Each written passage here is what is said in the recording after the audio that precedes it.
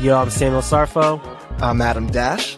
And welcome to the Sound Centric podcast. Today we have a very special guest with us. He dropped his recent album, The Apprehension of John Wells, which is honestly one of the best projects I've heard so far, even in rap, for a seriously long time. A real talented man from Baltimore, Maryland, a rapper, songwriter, and producer. He does it all. Please give a warm welcome to John Wells. Welcome to the podcast, man. Good, what's good? How y'all doing? Very claps. Hey, we're happy because it's not every day you get someone who you're a genuine fan of to actually come on your show and speak about an album. And obviously we've interacted over Twitter, but this is more special. Actually getting some face-to-face discussion. Absolutely.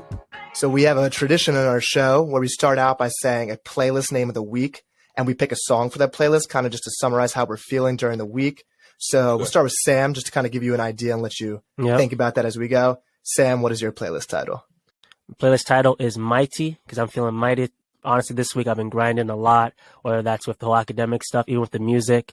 I've been learning a lot, and you know when all your hard work actually comes to fruition, it's starting up now, so that means a lot to me. The first song would be a Bob Marley song. It's called Iron Lion Zion by Bob Marley. Go check it out if you haven't. The GOAT, if you know, you know. What about you, Adam? For me, as always, I go by the same song title as for the playlist name, but I'm going to go Moment of Truth by Hove. That's not what Moment of Clarity, not Moment of Truth. That's Gangstar. I was going to say Gangstar, yeah. Moment of Clarity. I'm doing this job search right now, and there's many moments of clarity when trying to find a job and pick this career path I got coming to me once I graduate in May, which is an awful thought to think about. But now we're excited for the future. Yes, sir. Was that enough time to help you think of something? I'm thinking of some things right now. All right, so let me think.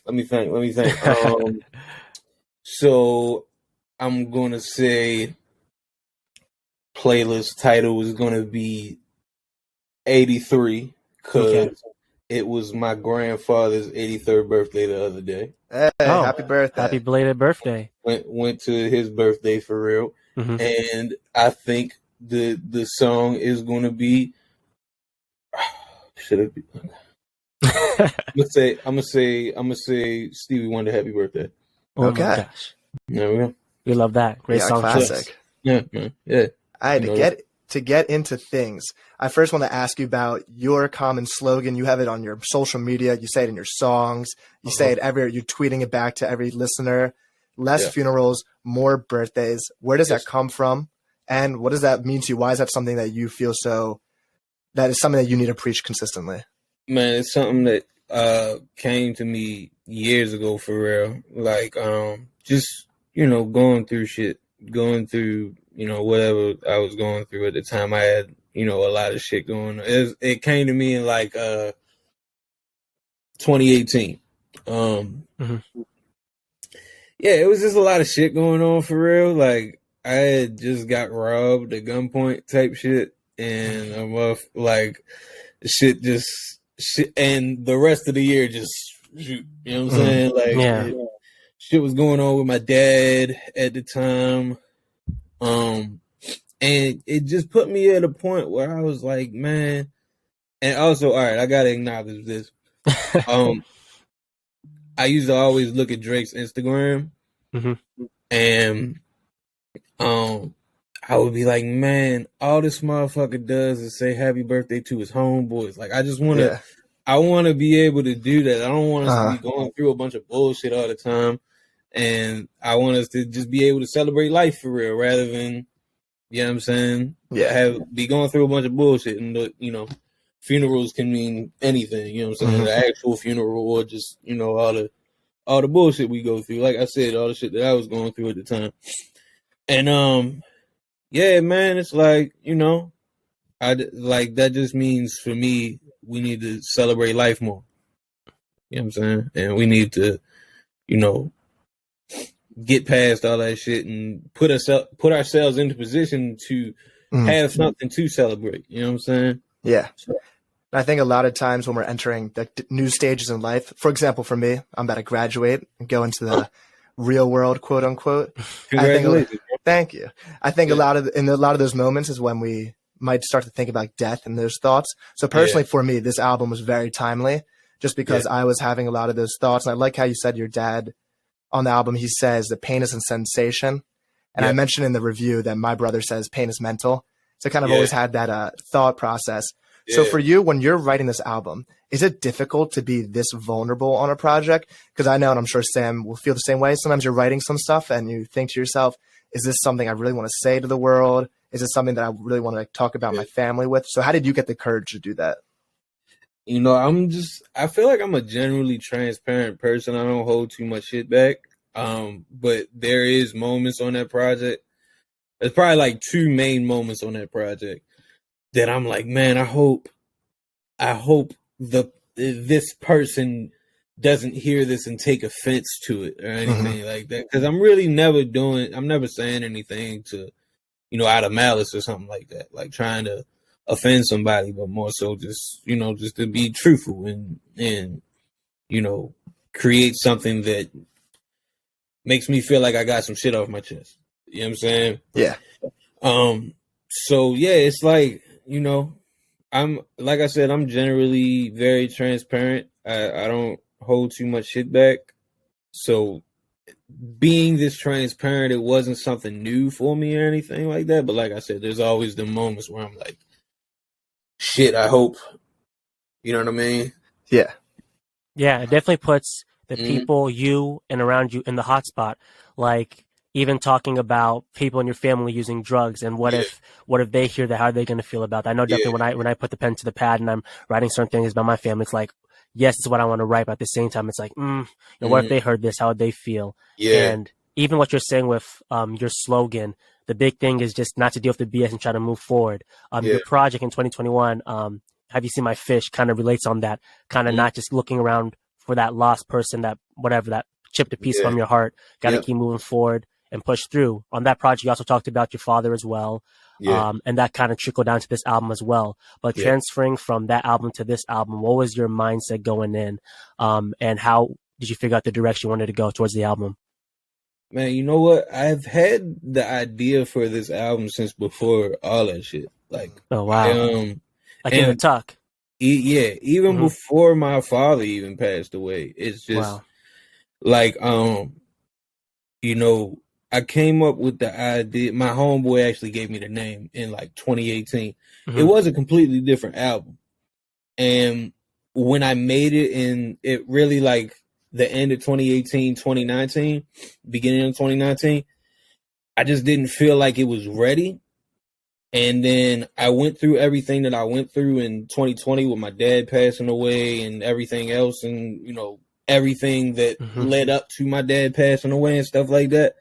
And that's when I started making, like, I made a project called Lucky Jordan. I made a project called Silk and Money. Then I made Have You Seen My Fish? Then Lucky World. I'm just trying to get some money and stuff like that. And then all them singles in the midst of it. It's like there's like a common theme in all of it. You know what I'm saying? And I would say my music is generally about like anxiety and shit like that. And so that all was fuel for, you know what I'm saying, the Apprehension of John Wells. Like I said, I had been sitting on No Drugs in Heaven for like a year because like I knew that was the premise of this album. I knew after I made that, I was like, all right, this is the Apprehension of John Wells. And this is what it's about, because that was really that was something that made me feel that.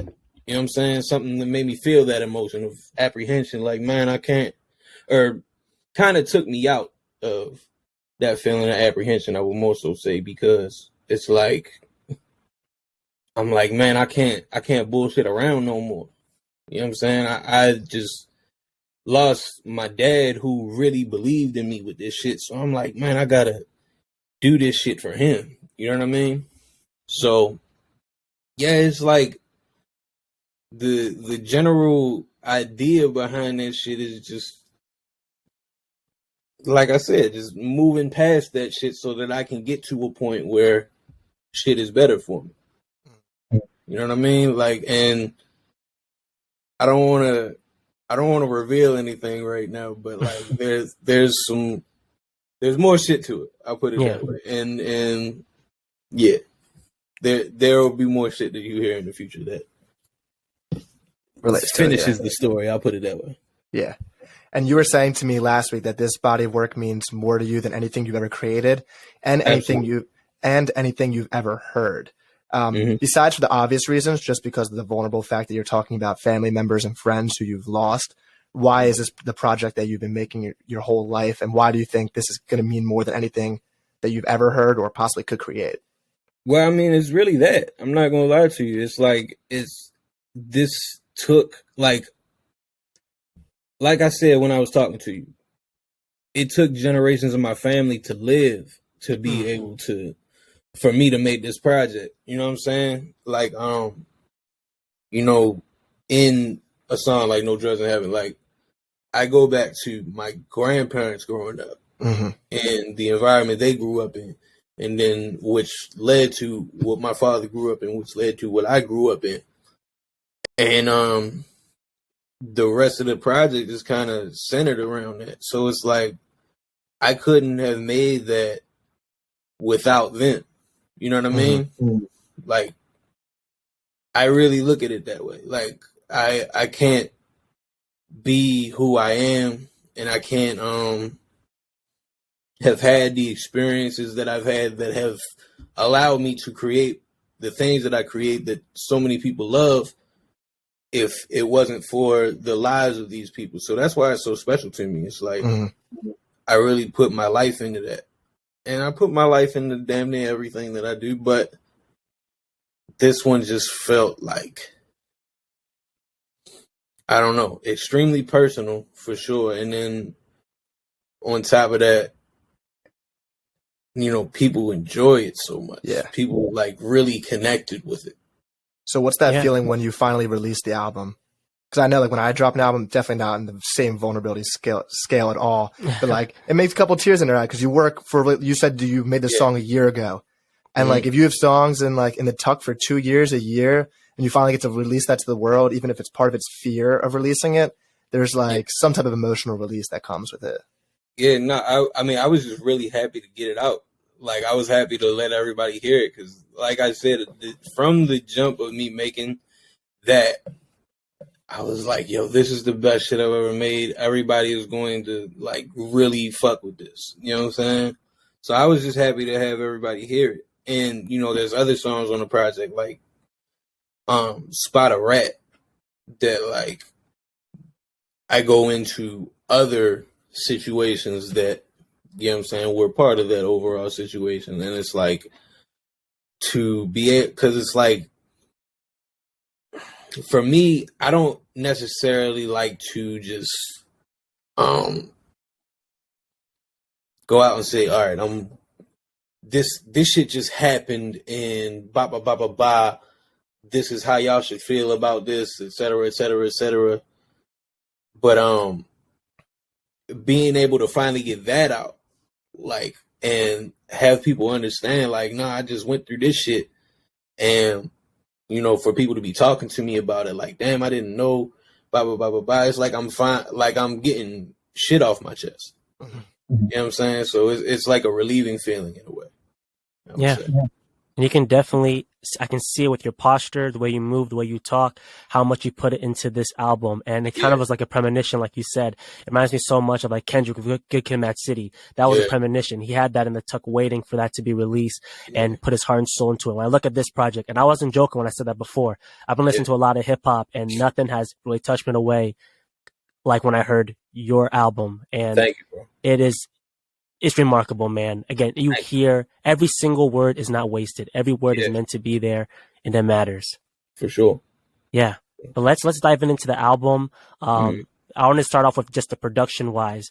I know that you produce yourself, but for this project, did you decide to be involved in the production or take a step back, focus more on the songwriting and the lyrics because they were so powerful? And who overall was a part of this project, from the production to the sound design? You know, really, I mean, don't get me wrong, I have other producers and stuff like that, but all this shit is kind of in my head for real. You know what I'm saying? Like, I don't really have a team that helps me put this shit together.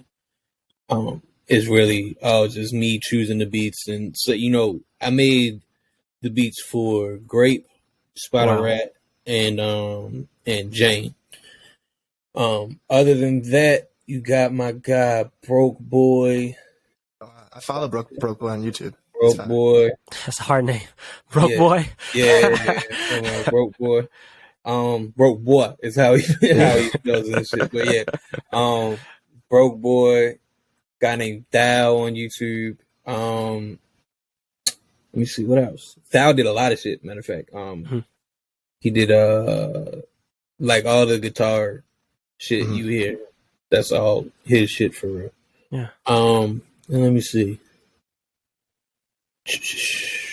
Shout out YouTube producers. They're the goods. Yeah, like people be trying to like say that YouTube, like you need to get off YouTube, blah blah blah blah. Yeah. I love the selection. That Bro, it's crazy. I was just saying it's sick that he is like, not that they need legitimizing. I'm not sure that's a word, but legitimizing.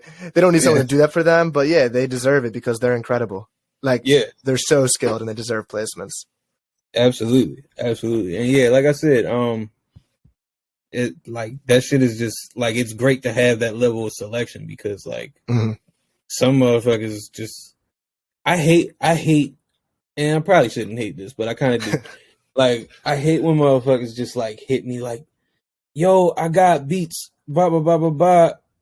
Here's the link, etc. And then a motherfucker email me some beats, and then I never reply, and it's like, oh, so what you doing with these beats? Blah, blah, blah. Like, it's like, bro, I'm not really like, I think motherfuckers enjoy my music for one of the big reasons motherfuckers enjoy my music is like, I'm so picky with my shit. Like, I'm very, people compliment me on my my beat picking skills. Yeah. And you said that on the album. Yeah, like exactly, yeah.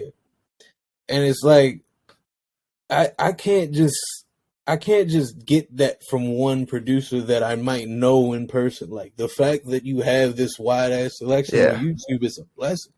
Yeah, definitely. You know, it's like, it allows you to make the best shit possible for real. And that's honestly so impressive that you were able to be involved in the project. One question I'll ask you is, do you think it was easier to write your thoughts on beats that you produce on your own? Or do you think it was harder? Or do you think it was easier working with other producers and kind of writing your ideas through that? I would say like, I would say it could be either or sometimes. Okay. Like, I enjoy writing to my own beats, but at the same time, I don't know. I guess I'm a little bit overly critical when I am making my own beats. So, you know, I feel like normally when I make my own beats, or when I rap over my own beats, I'll like have pre-written this thing, and then I was like, all right, I want to put it on this beat though. That I made myself because I enjoy it better over this beat, and blah blah blah blah. It's normally never like oh, I wrote this over my beat type thing. You know what I mean? Yeah. And I said this in my review of the album, but it's like your voice is, and I was just saying this to say, I want you just lagged off for a second, but I love your accent, and you got one of those voices that it's a very relaxed voice, but when it's over a beat with like no drums on it, it's very captivating. Voice. Yeah. Thank you, bro. I appreciate that. Yeah, because I know, I mean, a rap voice is so important, and I mean, you rap very similar to your talking voice. Was that a process of you finding that, or have you always just been kind of like skilled with you utilizing your voice? I think that's always been kind of my thing for real. Like, I was never like I always found it kind of weird when people change their voices to rap. You know what I mean?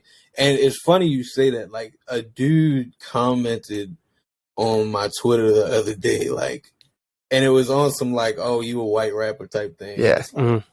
He was like, they always rap different than they speak, ba ba ba ba ba. I'm hearing a lot of cosplay in your voice, and it's like, no, bro, this is like there's nothing further from the truth. This is exactly how I talk and rap. You know what I'm saying? Yeah. So yeah, man. No, I like things to be conversational more than anything. And yeah, I feel like you can't. I don't know, like just changing your voice to rap is just, I don't know, it's always been kind of weird to me. So you're not a Be Real fan? No Be Real fan over here? Be Real. You know what? I like the insane the membrane shit, but you know what I mean? Yeah.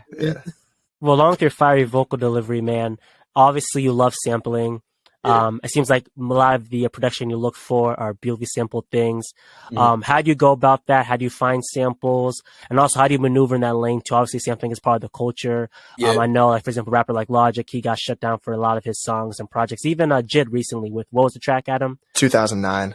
2009, because the whole sampling, the whole sample clearance issue. And then what are your thoughts on that? How do you maneuver through that? You know what? I like, well, first of all, to answer your first question, I like to, like, motherfuckers used to crate dig and shit like that. Like, they would go to record stores and just pick random ass, you know what I'm saying, records out that they might just like the cover art, and they find shit through that. I like to do, I guess it's like today's version of doing that, because there's not many record stores out there. And YouTube digging? Yeah, YouTube digging for real. I like to just find old shit on YouTube and shit. And it should be fire. Like, I feel like sometimes I enjoy this type of like that type of stuff more than, you know, today's type of stuff, because they don't make, like, the general sound of the music just sounds different. Like, I feel like we don't even, you know, artists other than rappers, obviously, like, they don't make shit that sounds like that anymore, for real. Like, the songwriting and the way they use the instruments, and obviously, like, the mics they use and the other equipment they use, it's got a certain tinge to it that I fuck with. You know what I'm saying? I love it. I've been studying into, like, jazz music, and I'll be like, I could sample this. This sounds good. Yeah, exactly. And to answer your second question, I'm big on the no sample snitching thing. You know what I'm saying? But at the same time, there's just, like, certain shit that everybody fucking knows. Like, I made a song in 2021, which was a sample of Roy Ayers' Ubiquity. Everybody Loves the Sunshine. Yep. Everybody knows that. You know what I'm saying? It's one of the most famous samples ever. But motherfuckers tried to get on me for it, though.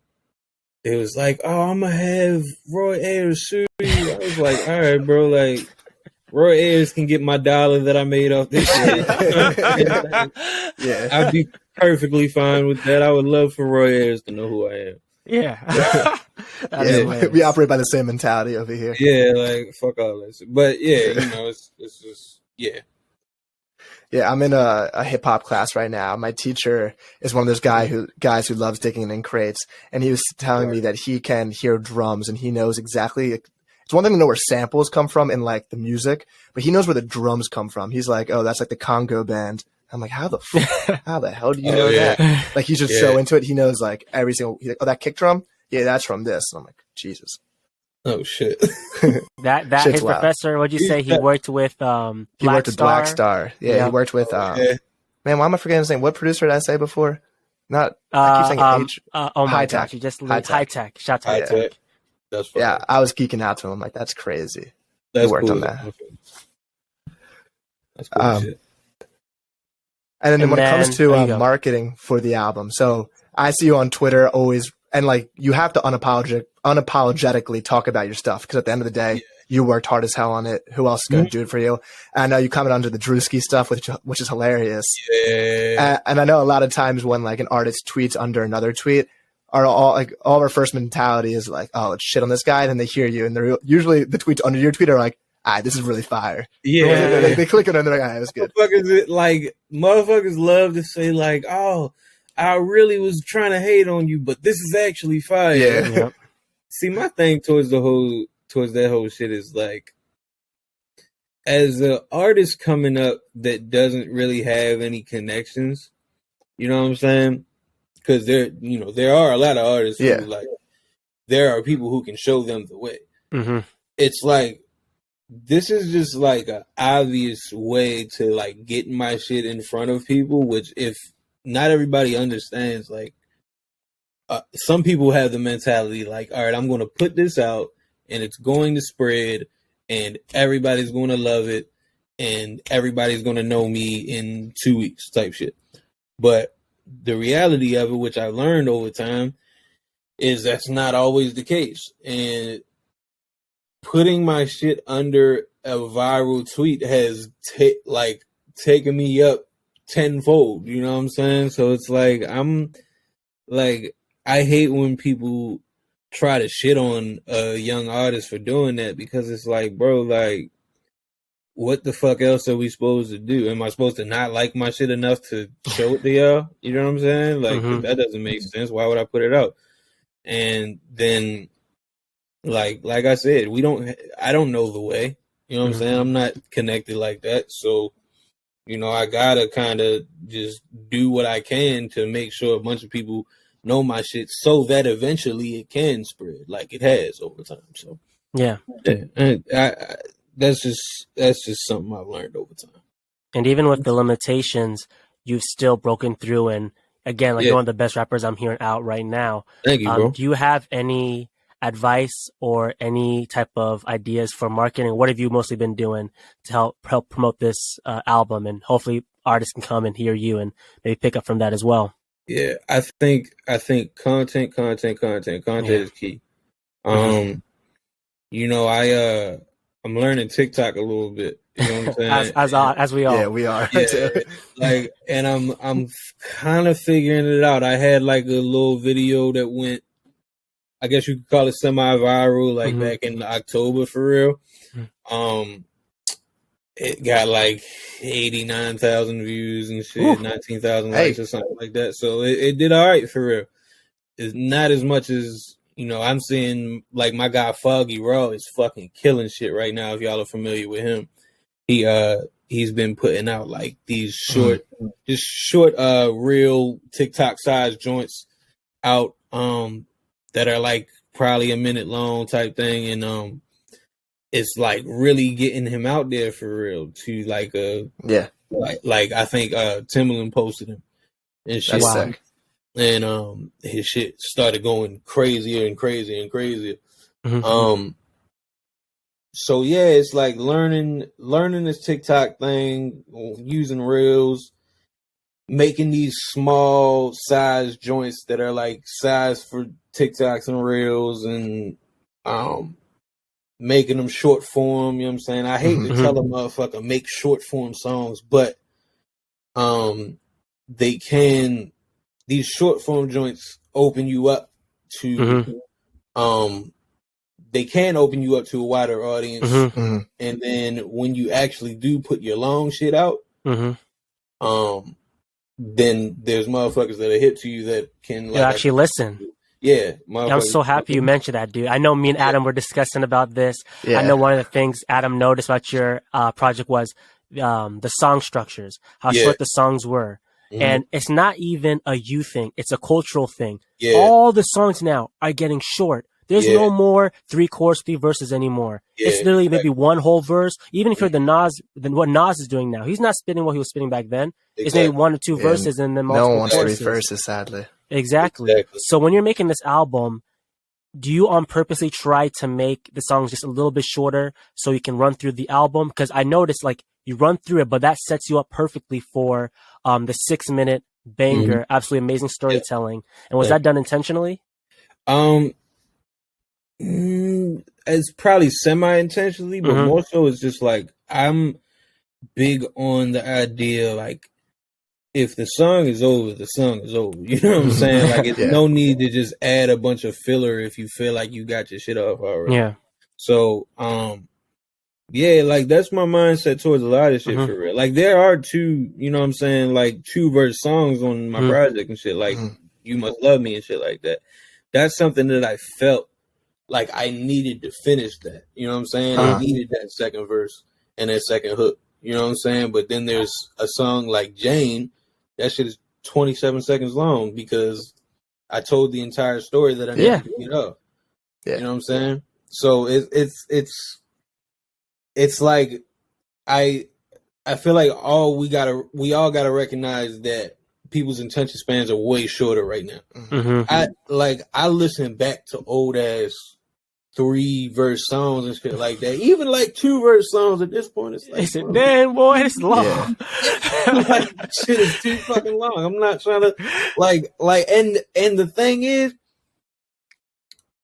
a lot of times, like when Hove did it, he needed that third verse. Like on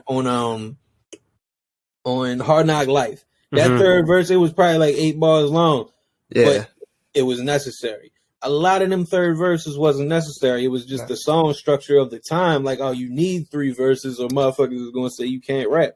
That's not the case today. And I don't feel, you know what I'm saying? I don't feel the need to try and, you know, like I said, filler my way to, oh, he's got the long ass song when motherfuckers ain't even trying to listen to it anyway. Yeah. You know what I'm saying?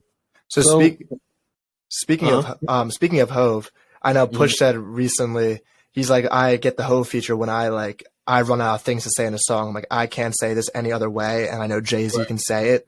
So when you made this album, did you specifically go for the non-feature route because this is such a personal story? I want to do that. Or is it like, do you not know anyone that you think like this song is so personal? I don't even think I should even put a voice on this song. I'm like generally I don't put features on my shit type guy anyways. Like it'll be when I put a feature on my song, it'll be absolutely necessary. Like I did a song with Jordan Bryant. I felt like he smoked that shit and I smoked that shit. That was on Lucky World. And like that just felt like a necessary feature. Like I said before, I'm with what's necessary. You know what I'm saying? If I feel like something is not necessary, I'm not just going to add it just for the fuck of it. You know what I'm saying? I feel like I said, I feel like that's why people fuck with my shit because I'm so intricate with this shit. Like I'm very, very fucking picky because I'll be pissed off if I like tell a motherfucker, yo, come hop on my song, and then they fuck my song up.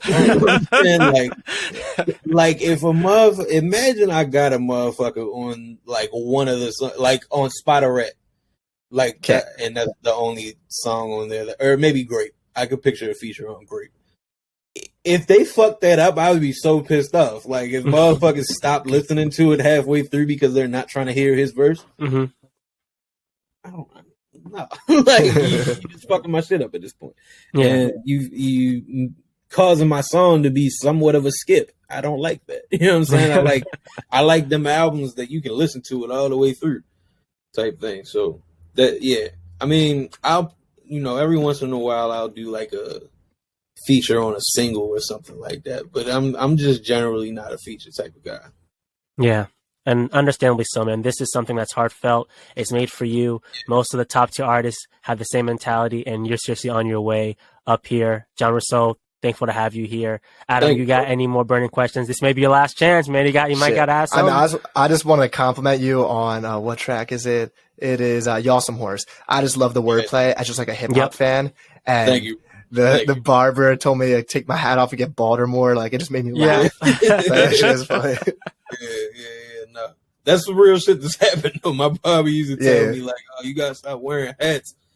When I was like 16 years old, type shit. But I got a fucking bald spot in the back of my head. Me and my brothers are obsessed with like if our hairlines are receding or not. I got these curls covering that. So that hit deep.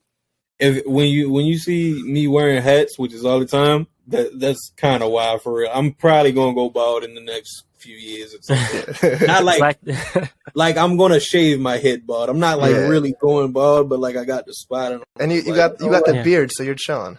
Exactly. Yeah, you're chilling. You know Adam, step up, bro. Step up. Where you at? My shit's not coming in fully yet. It doesn't connect. That's okay, bro. That's okay. But that was also one of my. You go. Let me ask, what ethnicity are you, Adam? I am white. No, but yeah, I'm good to that. But like, nationality, is that the word? Like, are you like Italian, German, or whatever? This isn't what you were asking for, but I'm Jewish, so like I don't know if that gives off a specific look. I used to like my girl brought up a point to me. Like, there are certain like white people who just don't get beards, but then like Irish people, I'm Irish for it. Yeah. Irish people be having beards like this and shit like that. Yeah. So I'm like, no, I can grow. My brother's a full beard. My brothers have full beards. I'm just not. Yeah. Like 6 days in, it's itching me crazy. I can't like sleep on a pillow. So until it's fully coming in, we're just gonna rock the clean. I feel that. I had a mustache first semester at some point. Mine goes back so fast. Yeah, no, that's how I am, bro. Like I need a haircut already. I got my haircut last week. Yeah. Well, enough about beards. John, we appreciate you so much. Yawesome Horse is also one of my favorite tracks, and also Out of Essex. I related with that so much. Again, thank you, sir. When people don't understand your vision, I even get that sometimes when I go crazy and you see the cheap soundproofing in my room and all this stuff, and I'm going crazy buying the monitors, and people don't get what the vision is. But I got it. You got to keep pushing and got to keep moving. And bro, what you're doing is inspiring. And from the bottom of my heart, man, you are seriously one of the best MCs out right now. Period. Thank you, sir. Thank you. Thank you so much for tuning in, man. We love you, man. Keep it up. Appreciate y'all. If we had the flex bomb right now, we drop it. Might have to insert that after. Oh no, we got that, bro. Don't worry. We got that. That came prepared, bro. Come on now. Guys, thanks for tuning in. Make sure if you guys stay to the very end, don't forget to like, subscribe, do all that cool stuff. And we are out of here. Another bomb one time. Peace. All right, man.